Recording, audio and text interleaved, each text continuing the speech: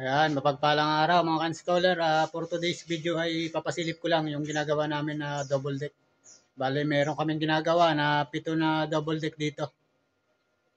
Ayan, yan sa likod ko. Tingnan na natin. At ito na nga yung ginagawa natin na double deck. Ayan. Bale, dito sa side ay merong hagdan. Ito. At may railing dito. Sa side na yan. Bali, ang taas ng paan nito ay 160 cm.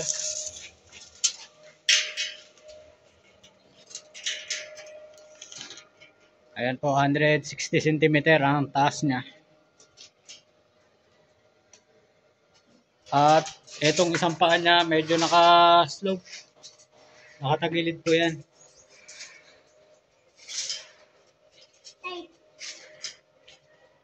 Para may pwersa sa kapag aakyat.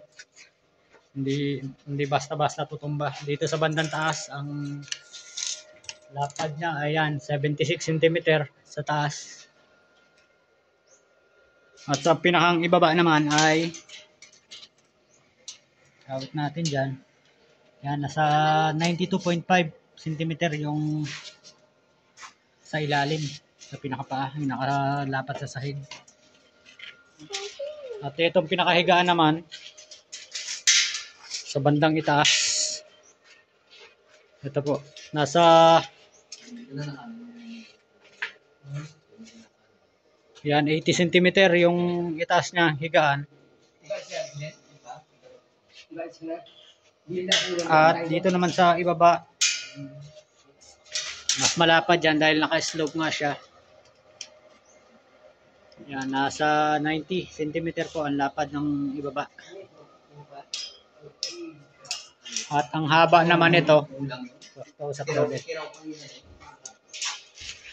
simula doon sa dulo, hindi kasama yung paa. Yan, nasa 190. Nasa 190.7. Ano ba? Ayun. Yan po yung haba. Sa ilalim, nasa 190.7 din. Ang naging taas nito simula sa flooring, yung pinaka higaan niya sa ilalim ay yan, nasa 36 cm. 36. At itong nasa pangalawang taas niya man, 36 siya dyan. Dito sa kabila ay 118.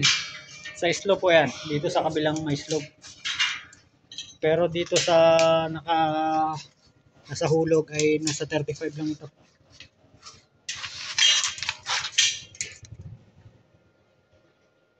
Saan ba? Ayan, 25 cm. yan eh.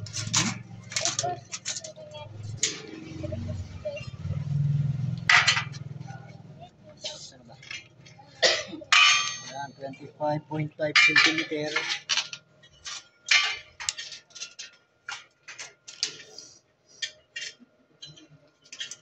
At ang pinakabarindilyan niya dito sa ibabaw, ito pinaka headboard niya ay ang taas naman nito ay ayan, nasa 38 cm yung apat na side na yan. Ito sa ibabaw at saka dito sa dalawang gilid. Sa kabila na yan at ito. Ang ginawa namin sa pagbuo nito, gumawa muna kami ng isang 90 ang lapad at yun na yung ginawa naming pattern. Pinapatong lang namin yung kasunod para makabuo ulit kami ng 90. Pagkagawa ng isa, tinatanggalan namin panibago ulit para pare-parehas ang sukat niya. Hindi tayo pa ulit-ulit ng pagsusukat. At yung 80, ganun din yung ginawa namin. Gawa lang muna ng isa at pinaka-pattern. Pag nakagawa ulit ng isa, panibago ulit. Tanggalin ulit. At ang ginamit namin piyesa dito, itong pinaka-poste niya, 2x2. 2x2 po yan. Bali di kalas ito. 2x2, tapos ang pinaka-grill niya ay 1x1. At itong sa gilid, sa pinaka-frame ng higaan niya ay 1x2. 1x2 paikot.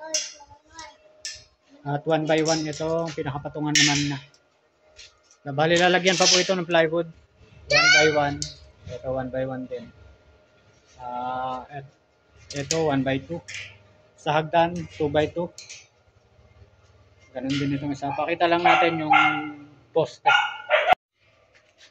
So bali ito rin po yung poste na ginawa namin. Gumawa kami ng 14 piraso dahil 7 double deck na. Sa grills, gumawa rin kami ng pattern nito. Ang isang pattern na yan, bali pinapatong ulit namin yung kasunod na gagawin sa tinatanggal para isang sukat lang. Sa ibaba, ganun din, nag-additional lang tayo ng isang patayo na to.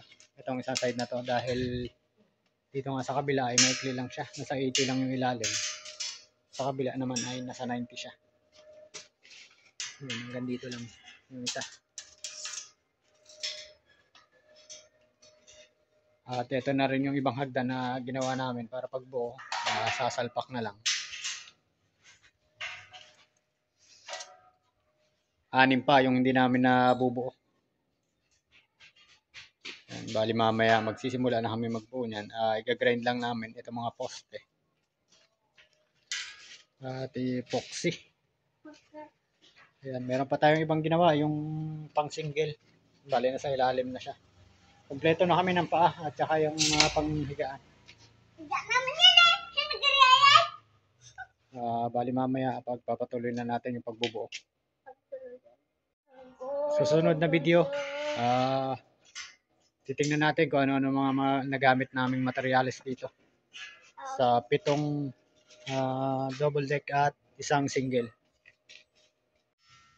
At yan, mamaya mag-uumpisa na kaming magbuo at ipapakita natin sa video yung ating pagbuo at nangyayari na.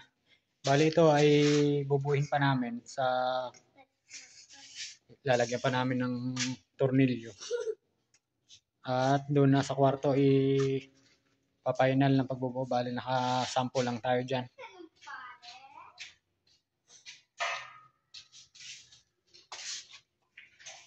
Nagalakad siya sa isada tayo.